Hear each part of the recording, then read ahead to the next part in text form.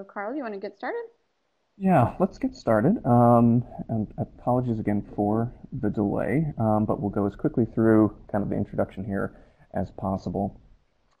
As Anna mentioned, I am Carl. I'm a web archivist for Archive at the subscription software service provided by the Internet Archive, and I use that service as well as others that I'll briefly mention later to build and maintain collections of my own too. But like many of you, I suspect I was pretty new to this whole field about a year or two ago. And the one thing I can certainly promise you is that you're going to learn a great deal in a very short period of time just from being able to talk to the professionals in your network, and from that process really confidently plan out and take your first steps into the practice. So that's what we're here to start today, by laying a little bit of a foundation. If you're brand new to the practice, it'll provide you some of the necessary background.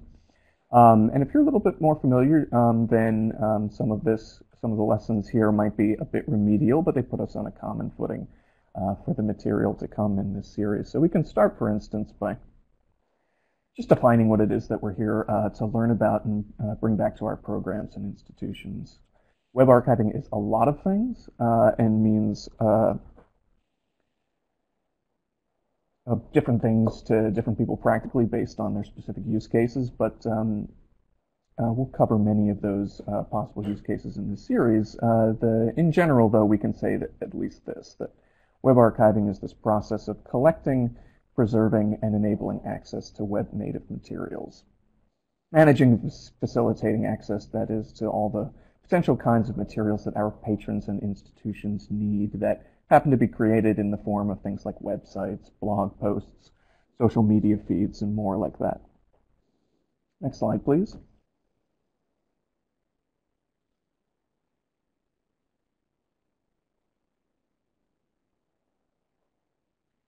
Thank you. So as I said, those specific use cases will vary, but they tend to coalesce around one or more general types, any one or more of which may apply to you today. So we see a lot of academic and special collections libraries, for instance, use web archiving as a strategy to complement their traditional subject-based collecting scopes, especially when those publications that they're interested in start to move to an online publishing model.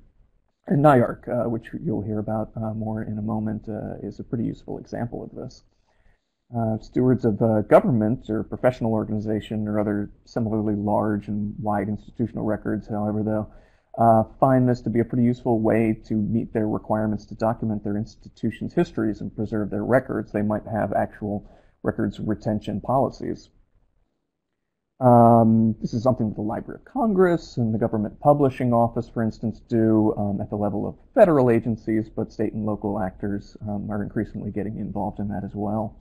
And whatever the institutional context, these curators may also have interest in recording and preserving conversations and events that really only exist online, be it in blogs and tweets and the like, lest they just be lost to the historical record entirely. So in all cases, regardless of scope, web archiving empowers us to combat that horrible phenomenon I'm sure we've all experienced at some point of seeing a trusty online resource go dark, seeing it disappear entirely, which results in what we call link rot, or move somewhere else, also kind of breaking links in the chain in the process, this thing we call content drift. Either way, leaving us with those perfunctory 404 page not found messages. Anna's colleagues at Columbia, for instance, looked at the scholarly journal articles in their web collections pretty recently and found that about half of them include citations to references that had disappeared or moved from their cited URLs, their locations on the live web. And UCLA ran a similar study later that found that among the articles with hyperlink citations in their collections, some 7 out of 10 contained link rot or content drift. So by collecting and preserving these web-native materials in a more stable, locally controlled archive, we can always maintain a reliable point of access to our most important references. But that's not magic. That's the bad and the good news, actually. There's a lot of tools out there for us to use in the process, and a lot of opportunities for librarians and archivists to think critically about what really needs and deserves the effort. Next slide, please. Just generally, though, the technology and then technical process tends to look something like this. We, as the web archivist, you or I, can direct a piece of software, most often but not exclusively a web crawler like a search engine would use, to a web native item that we'd like to archive. And that software will read all of the source code behind the item and download it into this internationally standardized and pretty widely supported digital file format we call WARC, a web archive. This is the archived version of a site on the live web, so we can maintain it in the relative stability of our archives rather than that tumultuous change and chaos of the live web. Next.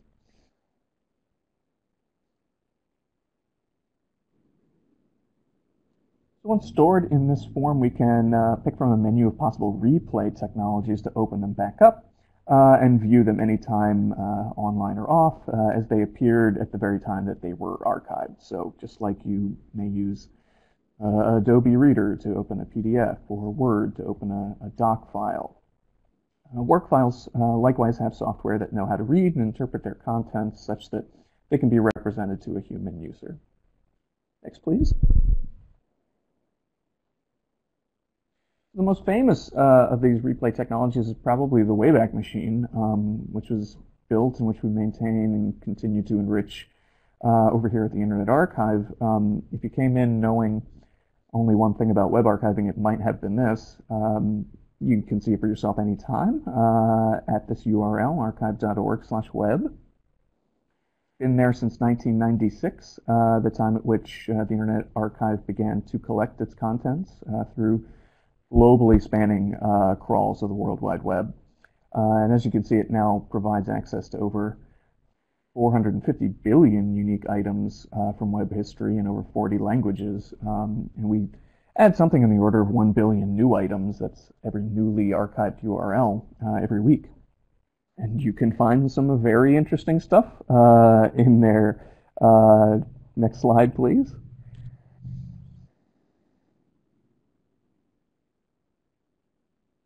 Yes. Behold, for instance, metro.org. Oh, can we go back? There it is, yeah. Metro, as it appeared more or less in 1996, some 20 years ago. So the breadth of the Wayback Machine is quite wide, and its history is long, but not as deep as it possibly could be. Our crawls that archive web content are broad but very shallow, often not penetrating a website beyond its homepage. Moreover, it's one big collection of the web as a whole, and what current and future web archivists, people in your positions, often want to do is create more complete records of curated collections of websites, so to select and manage web archives a bit more comprehensively. Now we can move on to the next slide. So it's for that reason that web archiving as a practice in a community is distributed among so many institutions with different goals and needs, and subsequently there are a lot of different tools to choose from. We don't need to talk about all of these today, but they're out there. I can tell you, for instance, that at Internet Archive we use the open source and widely used web crawling software called Heritrix to build our collections, store them in WARC files, although you may hear reference sometime to their preceding ARC file format, and play them back in Wayback Machine, but there are other options at each one of these stages of the process. And there are myriad reasons to choose one tool over another at each major stage in that process. Each requires different resources, different skills, and personnel to maintain. Next slide, please.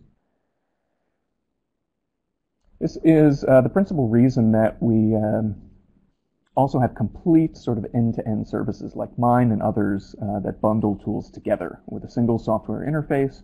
And indeed, most of us are deeply involved in developing the tools better to fit our subscribers' evolving needs. So many institutions, and we'll see just how many in a moment, opt to go this route when they don't have necessarily all of the technical, financial, and human resources already in-house to support a very sophisticated web archiving program. but they still want to select, archive, and manage access to the sites in their collecting scope. Next slide, please. Of course, end-to-end services that mean that a whole lot more librarians and archivists in general can participate, which is great. The bigger the community gets, the more material we get to archive, and actually, I think the easier the process will get. And it's hard to generalize exactly how many people are already involved, but we can take a few samples. I don't know how many of you, for instance, have already, but if you are not, even if you're not an SAA member, you can consider joining its Web Archiving Roundtable's email list, because it's really a very active, very participatory space for folks at all points of the experience spectrum, for sure. And there's some 900 or more of them today, which is really amazing. My own Archive It team serves more than 400 different organizations, and they really run the gamut too, from large to small operations, all different collecting scopes, nationally and internationally. Amidst all of this diversity, though, we can certainly learn something about the field and the people in it through some of the surveys that are regularly conducted, like those by the National Digital Stewardship Alliance, this network that was most recently hosted out of LOC, but I think now has moved to the Digital Library Federation. It surveyed its member organizations with web archiving programs in 2011, in 2013, and actually again in 2015, although those figures have not been made public yet. But we can still learn a great deal from the snapshot in the 2013 survey. Next slide, please. It tells us, for instance, that at that time, roughly half of the organizations with web archiving programs were based out of college and university libraries, while the remaining half represents a pretty richly diverse mix of things like government, manuscript, and commercial collections. Next slide. And so far as those technical choices they have to make, nearly 2/3 opted to rely on an end-to-end service. Some 4/5 of the total when you factor in those that used one of those services in addition to managing some web archiving tools in their own houses. Next. And maybe partially as a result of that, they tell us that a combined 4/5 again of the community actually spend half of their staff time or less on web archiving duties. So a relatively small few programs support a whole team of people, for instance, for a web archiving program in-house. Though there are certainly good cases and models for that as well, based on more factors than just the size of your institution alone. Next. And one of those models, an important one, and one that you'll hear more about from Sumitra in a moment, is working interinstitutionally. So in 2013, combined half of the respondents said that they were either already or had interest in participating in a collaborative web archive. And that is a scenario in which the responsibilities for selecting, collecting, preserving, and enabling access to the web native materials we're talking about is distributed among institutions with complementary goals and resources. Next, please. So I'm personally very pro-collaboration, to be sure, wherever you can find it or manage it, because among the other benefits, it helps us just as a community to move forward together on some of the more defining issues and questions that we'll all face individually if we get into web archiving, like access, for instance, because these are formally such unique resources, web archives, that they've been separated for a long time, but we're beginning to explore how they can or should be integrated in library catalogs or finding aids with other more traditional collecting items. Next, please. So at the scale that we're collecting too, it's also not long before even a small web archiving program has enough digital material in its archives to also facilitate some pretty interesting new forms of access. That is, a new generation of digital archivists and historians are conceiving web archives less as discrete documents, per se, than as big data stores. So the kind that, for instance, can tell us a lot about how language and technology change in aggregate and over time within just the collecting scope that we define. Next slide. The boundaries of those collecting scopes that I was talking about are indeed their own open question too, though, because another very active conversation in the web archiving circles today revolves around how librarians and archivists can or should communicate to their patrons precisely how they decided what does or doesn't belong in their collections, especially when those patrons want to draw conclusions about the state of the web from those very curated collections. So how do we want to standardize and document those decisions? Next. And as I mentioned, there's a clear and pretty compelling case, I think, for web archiving when it comes to spontaneous online events. On the one hand, it empowers us to record histories that may otherwise have been lost or forgotten or erased. On the other, it defies those really carefully laid plans for appraisal, right? It's on demand and very quick moving, which in turn also remove the traditional creator of the archival record from the decision process governing how they may be collected and accessed. So whether the deed of gift in the age of web archiving, I guess, is the question. Next. And all of this applies to creators, I should say, of web native material, be they individuals on Twitter or Facebook or what have you, or large corporate entities and everyone in between. Content creators have some technical tools at their disposal should they want to preclude us from crawling and archiving their web native materials. If they have privacy or intellectual property rights concerns. But candidly, I can tell you that they never stop a determined web archivist for very long. So the question is really more on us. It's more about ethics and policy, and one can only be answered by anyone collecting beyond the boundaries of their own institution's website and on a case-by-case basis. Next slide, please. So before we go any further with these really abstract ideas, I just want to turn things back around and ground some of the concepts that I've introduced with a good case study, and Sumitra definitely has one, so at this point I will turn it over to her. Thank you, Carl. And can everyone hear me all right? I can hear you, Sumitra. Great, I will take that as a yes. Great. All right, so as Anna mentioned earlier, I'm Sumitra Duncan. I'm the NYARC Web Archiving Coordinator at the Frick Art Reference Library. So I'll be providing you with an overview of the Web Archiving Initiative of the New York Art Resources Consortium, or NYARC. So for those of you in the audience who may not be familiar with the New York Art Resources Consortium, as you can see on your screen there, NYARC consists of the libraries and archives of 3 leading art museums in New York City, the Brooklyn Museum, the Frick Collection, and the Museum of Modern Art. NYARC was formed in 2006 through support from the Andrew W. Mellon Foundation with the mission of facilitating collaboration that results in enhanced resources to research communities. Our shared goals at NYARC include improving access to art research resources through technology, advancing the scholarly, educational, and cultural enrichment missions of the 3 museums, and providing leadership in the development of innovative and model information services programs. Next slide, please. So why are we web archiving at NYARC?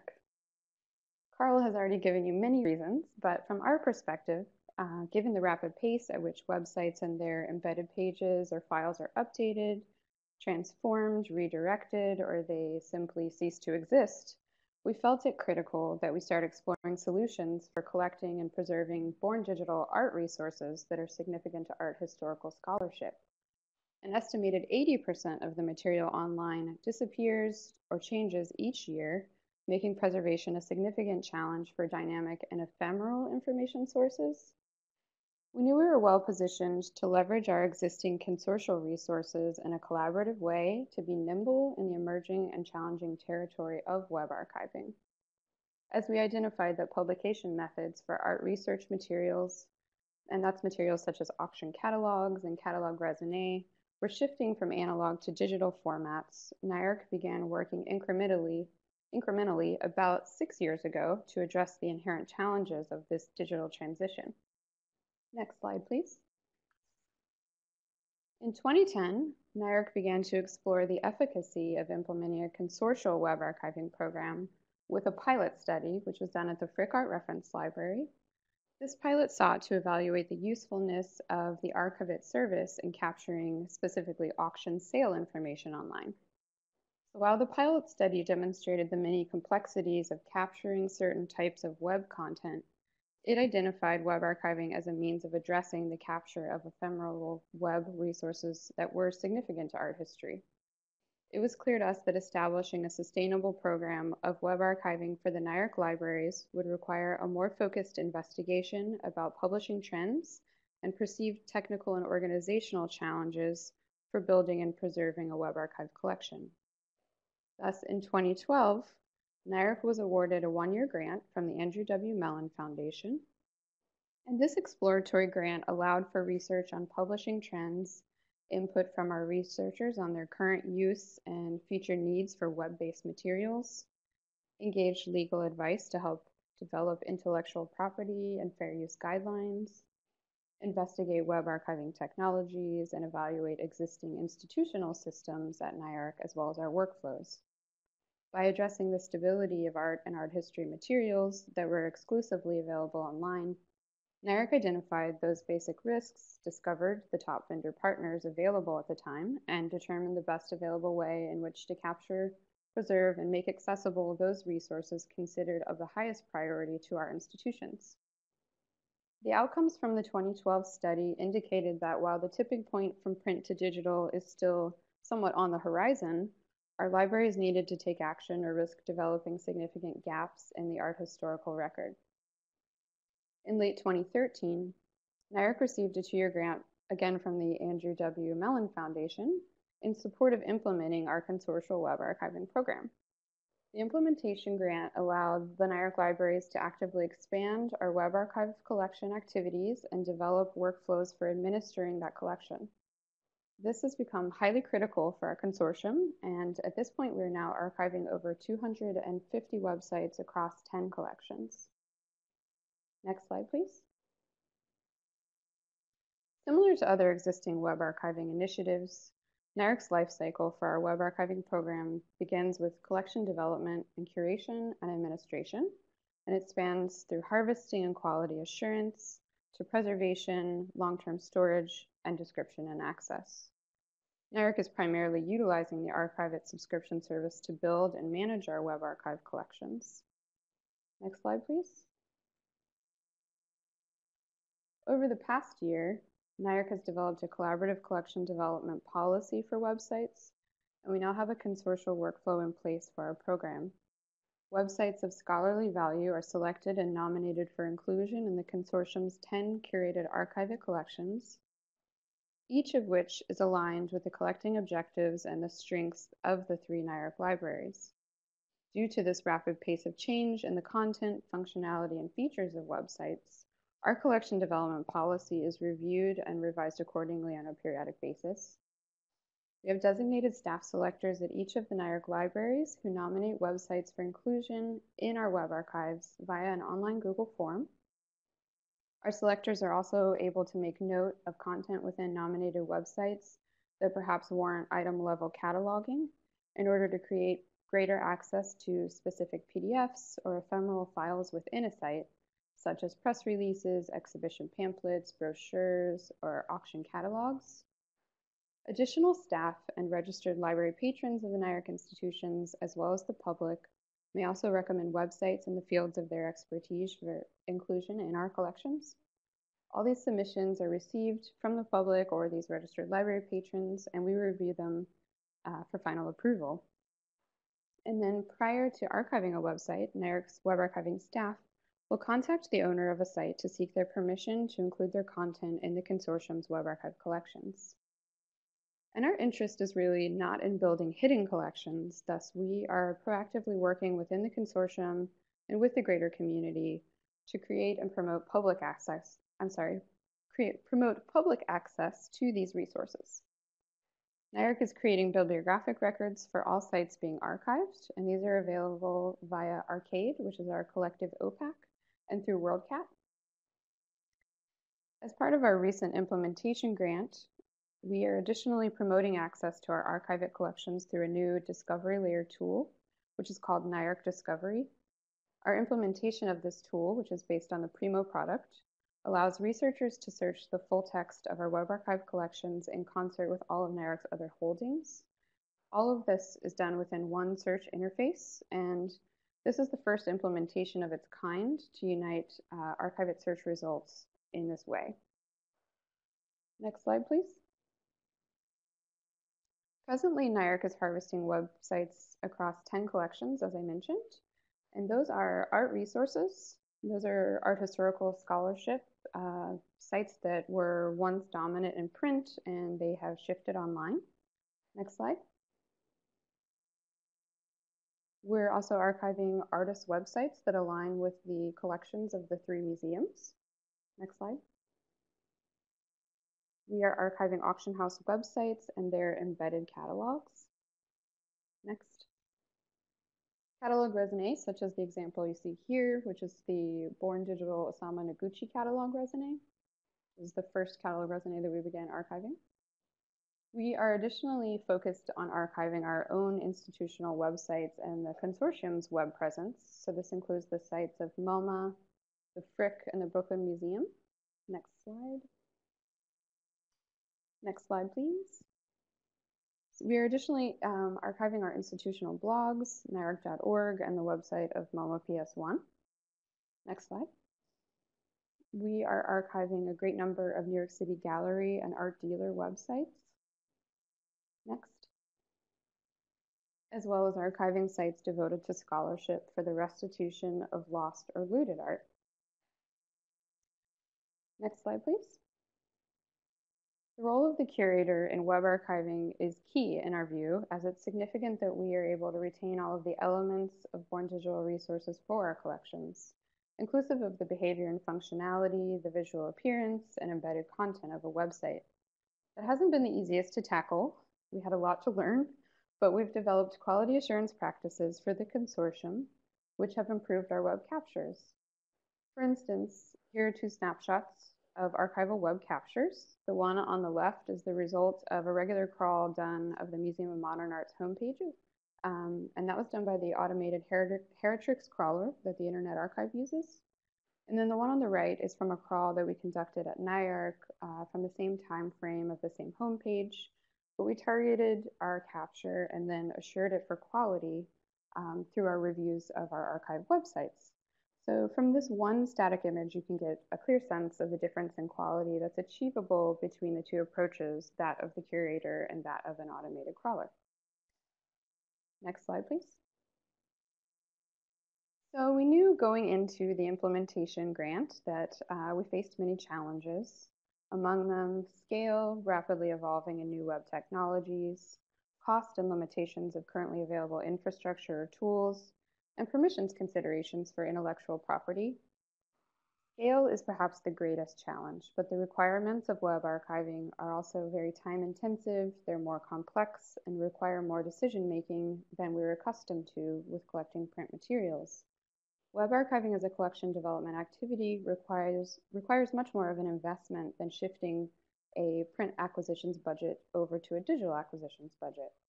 These challenges are not unique to our institutions. They're issues that are faced by the entire community with an investment in digital preservation and providing access to Born Digital materials. These issues are better addressed collaboratively by the community in a way that avoids duplication of effort. And we've benefited greatly from being active in the web archiving community and sharing information with our colleagues who are undertaking similar work. Next slide, please. Above all else, we further learned that the large scale and cost of web archiving undergirds a strong argument for shared responsibility to shape a preservation plan, and I would say that's inclusive of access points, and there's really just far too much content being produced for any sole entity to be responsible for a categorical piece of this, and NYARC is continuing to seek out opportunities to foster those collaborations geared to preserving and cultivating access points to Born Digital art research materials. We also want to understand more about the use of these collections and engage our users to understand the unique challenges and opportunities of web archive collections in the domain of art history. There's presently great potential to utilize NYARC's collections for data and trend analysis in art historical research, and in the future, scholars In the future, scholars will be able to reference the rich collections containing sites that have perhaps since disappeared from the live web. So I feel this is an exciting time to be part of the innovative digital stewardship community. Many of the present players are already making significant contributions to building the collections that will be required for future digital scholarship in the arts. So I am now going to pass the controls back over to Carl. Thanks for your time, everyone. Very cool. So where do we go from here then, if we haven't scared you off entirely? And there are a few good places on the web to bookmark for your next potential steps. Obviously, you can start by attending the second webinar in this series, which I believe is February 4th. And surf on by the Wayback Machine at archive.org to give it a test drive. To get that broader picture of the web archiving community, though, you can see the full reports that I summarized from the NDSA and join their conversations by way of the SAA Roundtable. A more regionally specific group for networking and resource sharing already exists in New York. Sumitra and Columbia University's Alex Thurman head up a web archiving special interest group that's hosted by Metro. And as for the broader, more international picture, especially if you are interested in learning how some of the defining technical tools and standards are created and supported, I recommend browsing the website of the International Internet Preservation Consortium, IIPC. These are the folks that maintain things like the NYARC file format and Open Wayback. They're national libraries from around the world, but also plenty of familiar names from back home, large and small. And lastly, I always like to recommend taking a moment to look through the article by the great Harvard historian Jill Lepore that she recently wrote about web archiving for the New Yorker magazine. She summarizes a lot of the same conceptual issues quite well that we covered today, and introduces a lot of the people, actually, that you would get to know if you pursue this practice further. But more than anything, it actually makes for a useful, brief and compellingly written business case for stakeholders at your institutions that might not know or care what this whole web archiving thing is about. And we can move on to the last slide at this point. And open things up for questions if there are any. I think we still have about 10 minutes of your time on the clock, so that should be more than enough. Thanks for bearing with us this far, and I'd love to hear what you think.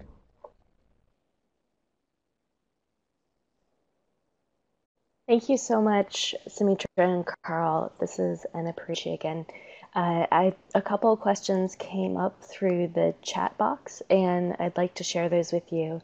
I have some questions too, if we have time. A question that's come up a couple times and we've addressed via chat, but just to confirm, the slides that have been seen so far will be available later. And in terms of the questions that have come up, the first one was, what are some reasons for denying a proposed site? So I can take that one first. Just from NYARC's perspective specifically, we have crafted a collection development policy for our consortia for our web archives collections for websites specifically. And that does outline that we will include websites that fit our present scope that is highly aligned with our 10 archive collections, the 10 existing collections that I ran through. So institutional, and then in the areas of artist websites, catalog, resume, auction house, New York City galleries, art resources, and restitution sites. So we do require that the sites have a perceived scholarly value. And so once the sites are nominated, they are reviewed by a selection committee to determine their scholarly value. But we also take into consideration whether we actually think the site would capture well. Since we have limited resources in this area, we want to make sure that we're making good use of our available subscription, of our storage. So we'll evaluate a site and say the site is primarily a backend database that we know won't archive, we perhaps won't prioritize that site. Many other sites, there are a lot of practices that they utilize that make them archive fairly easily. We do have some problems with dynamic content. Generally, we'll give everything a try if it seems that there's some potential there. And we do archive based on permissions model. So we contact site owners for their permission to include our sites. If the site owner denies our permission, we will not include the site in the archives. And thankfully, that almost never happens. We've only had very few instances over the past few years where, for some reason, a site owner is not comfortable with their site being included. Thus, we don't pursue it.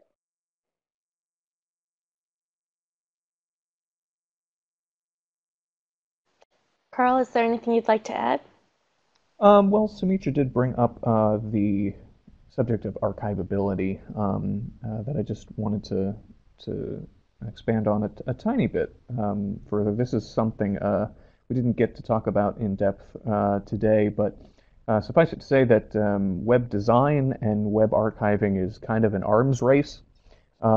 Designers and architects of web material are always looking for the next brand new way to serve content over the web, and often that means something more dynamic and especially more user responsive, which is very challenging to the way web crawlers see the web. These are from the age of very text-heavy websites where everything was defined by, okay, you have a URL, you can read everything on it and copy it, whereas that's not so much the case with a lot of websites that generate their look and feel based very much on the activity of an individual user at an individual time.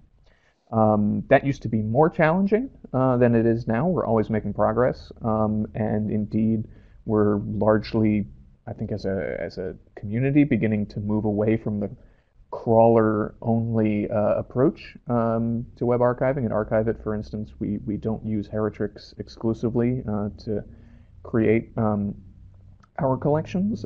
That's one of the reasons you could see that major difference between the Wayback Machine and NYARC's capture of MoMA.org. But it's an ongoing area of development. We're always going to be catching up to the latest new trend in design.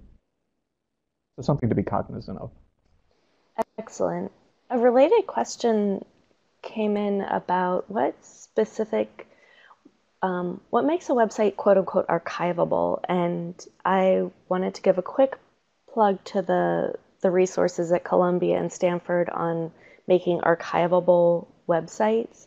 But do you have any additional thoughts on best practices for site creators, or anything else that you would recommend out there?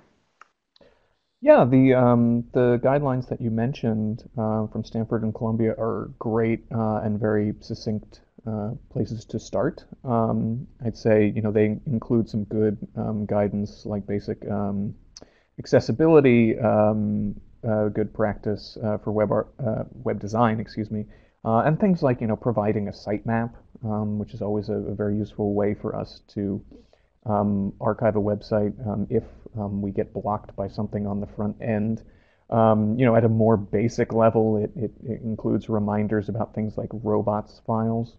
One thing that immediately makes a website more difficult to archive is what's called a robots.txt file. It's just a standard file that webmasters, we used to call them, webmasters use to tell crawlers like ours or like a search engine's, hey, don't actually enter our website. We're not interested in having you crawl and index us for your search results or for your archives or what have you.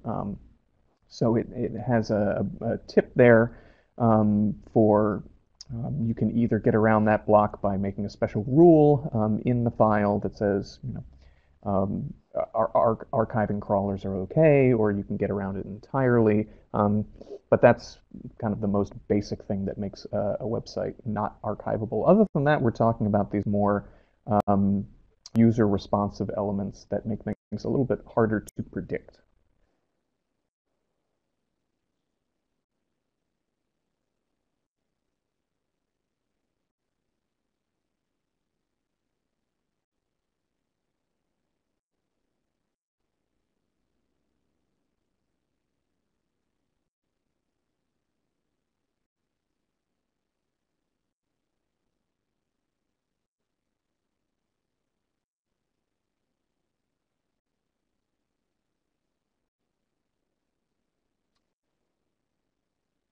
Anna, can you hear me still? I seem to have lost you. I wonder if anyone can hear me. I can hear you, Carl, but I can't. Great.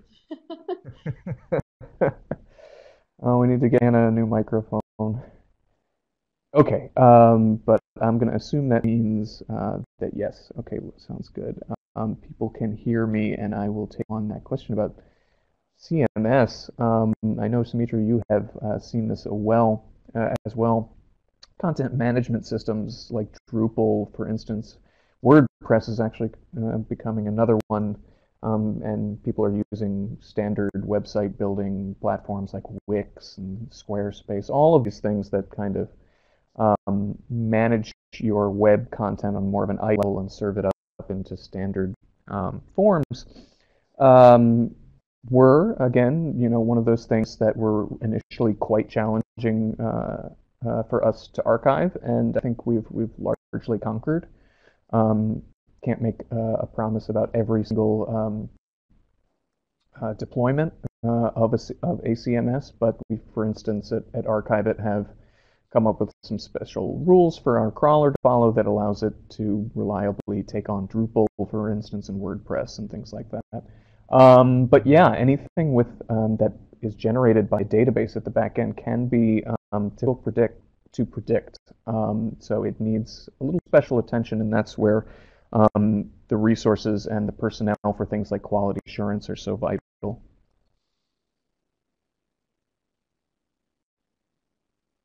I don't know if you wanted to add any specific examples or thoughts to that, Sumitra. No, I think you handled that well, and it really is a matter of investing the time and the energy into digging into the back end and understanding how you might scope your crawl and what rules need to be applied to that crawl in order to capture the desired content, and then reviewing it for quality to make sure that you've effectively captured what you intended to. Mm-hmm. And Anna's typing another question, so maybe you and I can just handle the questions from here since we're still facing some technical hiccups. I think that I can scroll up and see the question actually, so let me do that. So we had a question about storage, which was how large are WARC files generally, and have you had to invest in additional server space specifically for web archiving? Any other storage considerations? So if you want to grab that one first, Carl, I will also chime in about NYARC's experience with storage. Yeah, that's a great question.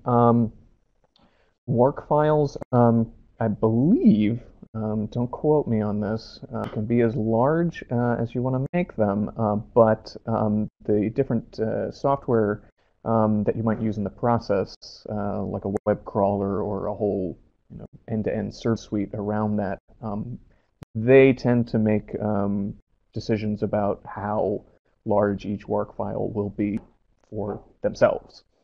So if you were doing it sort of by hand, so to speak, there's no necessarily limit on the size of a WARC file. But as you can imagine, since they are collecting all sorts of material from the web, they can get quite large. And what the standard process involves is, you might have several WARC files capped at, a certain 100 megabytes or 1 gigabyte or what have you level.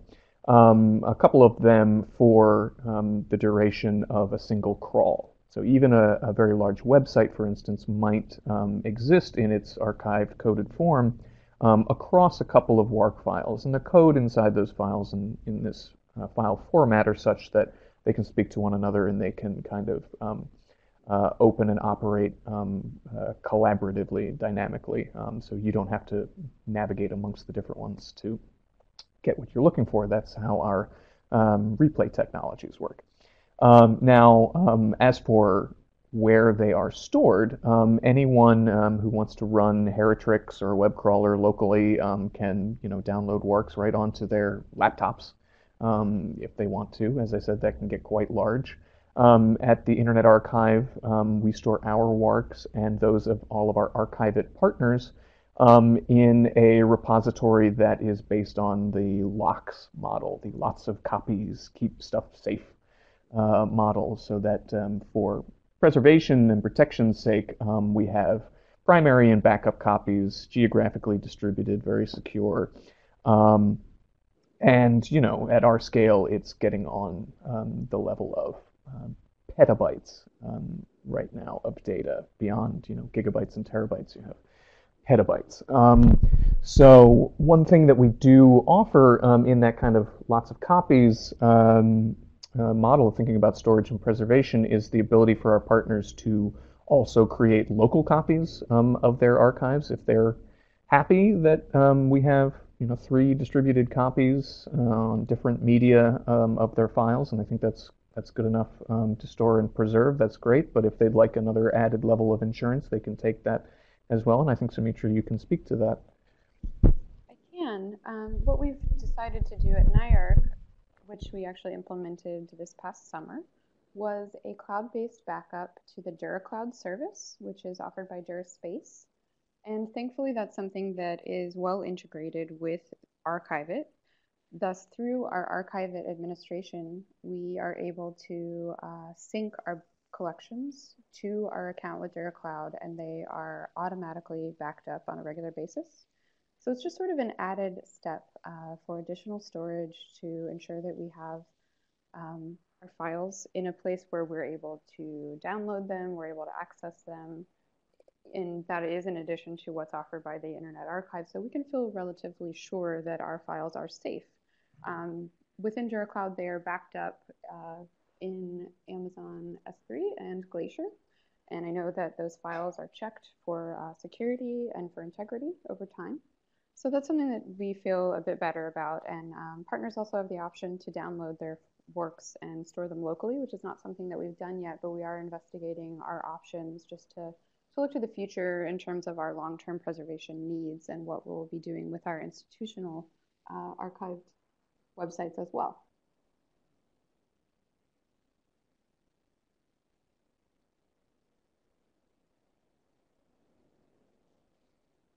We see that we are at 1 o'clock and we still don't have Anna on audio.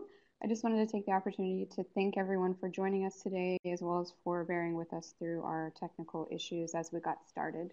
I hope you'll all join us for the next 3 webinars in our series, the next one being on February 4th, and you can find more information about that on Metro's website. Thank you, everyone. I don't know if you can hear me now. Yes.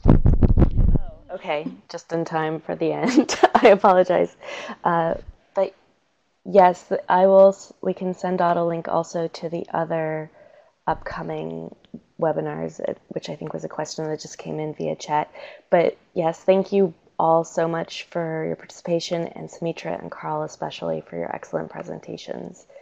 So I believe that's it. So we can close up the meeting. And in terms of the dates for the 3rd and 4th, we are still trying to schedule them. So Jackie, good question, but they're not posted yet. So, okay. Sumitra and Carl, last chance, but otherwise I'll close this up. Thank you all for attending today. Great, thanks everyone. Okay, bye.